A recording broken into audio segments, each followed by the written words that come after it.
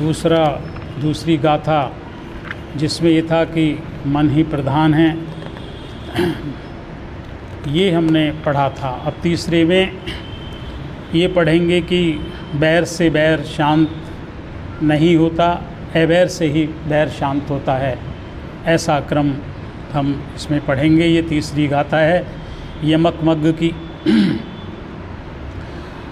अकोचीमयम अवधि मम अजीनी मम अहासी में ये चैतम उपनियहंती वीरम तेसम न संपति। इसमें तथागत बुद्ध कहते हैं कि उसने मुझे डांटा, उसने मुझे मारा, उसने मुझे जीत लिया, उसने मेरा लूट लिया। जो ऐसा भाव मन में बनाए रखते हैं उनका बैर कभी शांत नहीं होता। In those who harbor such thoughts, he revealed me, beat me, overpowered me, robbed me, angered, never is stilled। ये गाथा है कि बैर के शांत होने का उपाय क्या है। इसमें थुलतिस थेरी गाथा है। ये स्थान श्रावस्ती का जैतवराम विहार, उसकी एक गाथा है, वो आपके सामने इसका वाचन कर रहे हैं। भगवान के थुल्यतिस्य नामक एक फुफेरे भाई यानी बुआ के पुत्र थे। वह वृद्धावस्था में प्रव्रजित होकर श्रावस्ती के जैतवन महाविहार में रहते थे। वे अपने से बड़े भिक्षुओं का आदर सत्कार नहीं करते थे।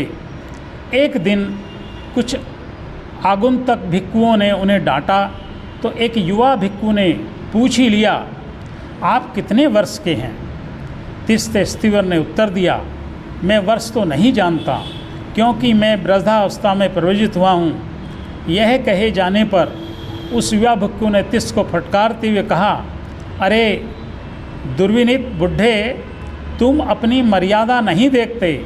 इतने महास्थिरों को देखकर भी न उनसे उचित व्यवहार करते हो, ने उनके द्वारा सेवा कर्म पूछने पर कुछ बोलते हो। ऐसा करने में तुम्हें कोई संकोच या लज्जा नहीं आती? तिस भिक्षु उस युवक भिक्षु से पूछने लगे, तुम कहाँ से आए हो, अर्थात तुम किस जाति से भिक्षु बने हो?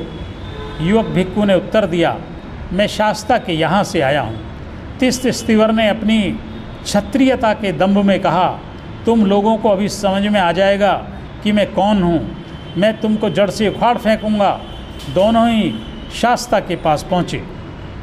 तथागत बुद्ध मतलब शास्ता जिनके बारे में कहा गया है वो तथागत बुद्ध की बात हो रही है।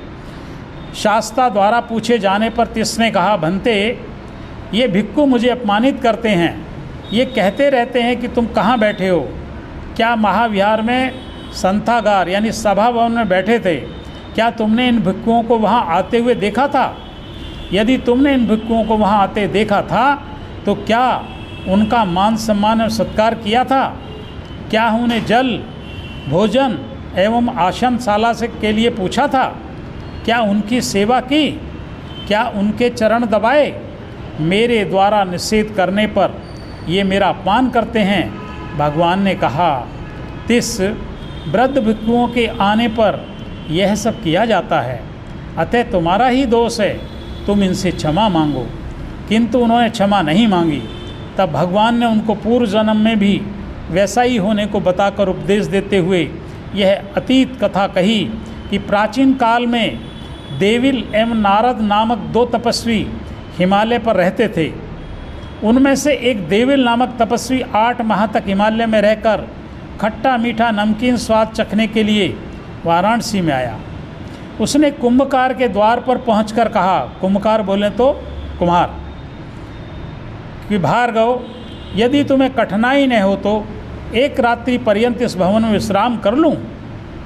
कुंभकार बोला, भंते, रात्रि में मेरा इस शाला में कोई कार्य नहीं होता। शाला भी बहुत लंबी चौड़ी है, आप यहाँ चाहें विश्राम करें। वे शाला में बैठे ही थे कि दूसरा तपस्वी नारद भी रात्रि पर्यंत विश्राम करने के लिए स्थान की याचना करने लगा।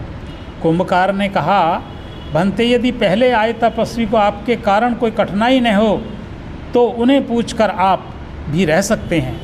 तब नारद ने देविल से पूछा, आचार्य आपको मेरे कारण कुछ कठिनाई न हो तो एक रात्रि मैं भी विश्राम कर लूं। देविल ने कहा कि भवन बहुत बड़ा है, आप भी एक तरफ अपना आसन लगा लें। दोनों परस्पर कुशल मंगल पूछकर विश्राम करने लगे।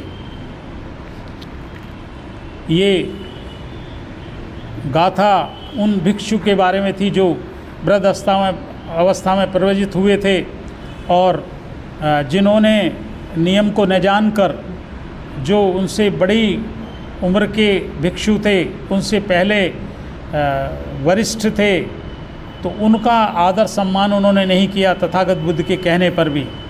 इसलिए उन्होंने कहा कि जब तक ये मन में रहेगा कि बैर से बैर शांत नहीं होगा। अब वो अगर आप ठीक समझें तो एक गाथा और है कि बैर से बैर शांत कैसे करें।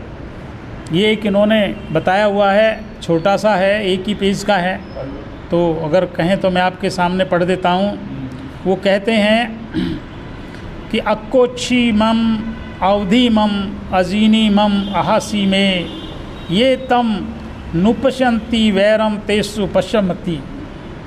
उसने मुझे डांटा, उसने मुझे मारा, उसने मुझे जीत लिया, उसने मेरा सामान लूट लिया। जो ऐसा मन में नहीं बनाए रखते हैं उनका बैर शांत हो जाता है। Of those who don't cherish such thoughts he revealed me, maltreated me, defeated me and dropped me, hatred is easily appeased. वो ये कहते हैं कि जो इस भाव को मन में नहीं रखता उसका बैर शांत हो जाता है। स्थान श्रावस्ती में जैतवन विहार का है।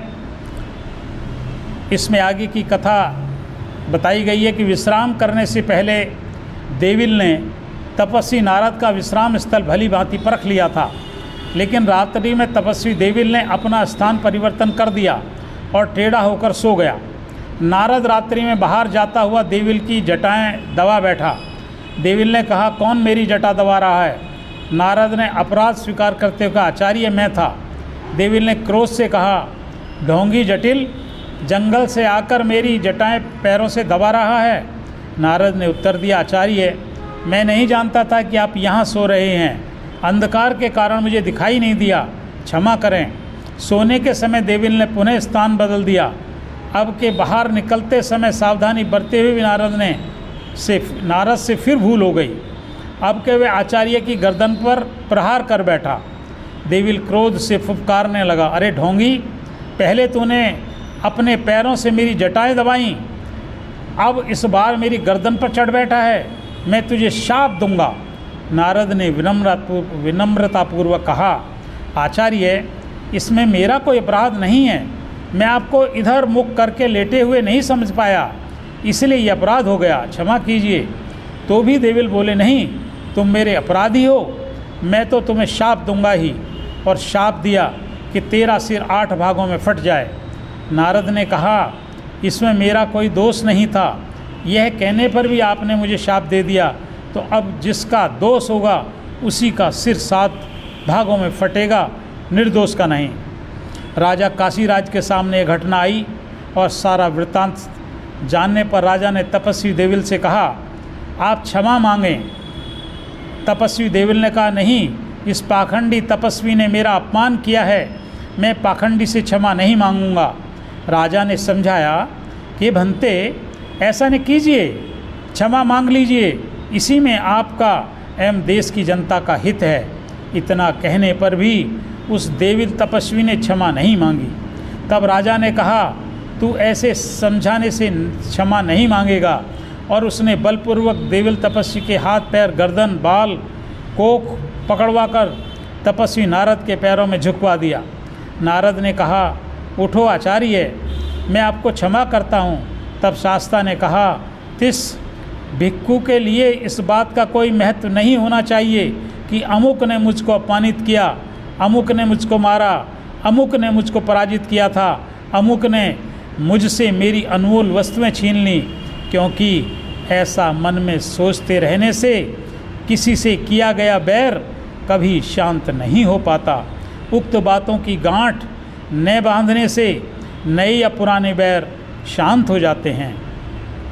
ध्यान देने योग्य है कि धम्मपद में ही ध्यान देने योग्य अनेक ऐसी घटनाएं हैं जिनमें ये दिखाया गया है कि भगवान बुद्ध का धैर्य बेजोड़ था। भगवान बुद्ध को कठोर शब्दों में गालियां दी गईं, उनकी कटु आलोचना की गई, उनके ऊपर आक्रमण किए गए, किंतु तथागत बुद्ध ने अपना धैर्य कभी नहीं खोया। धैर्य को कमजोरी नहीं समझना चाहिए, बल्कि यह तो महान स्त्री पुरुषों की सफलतम शक्ति है।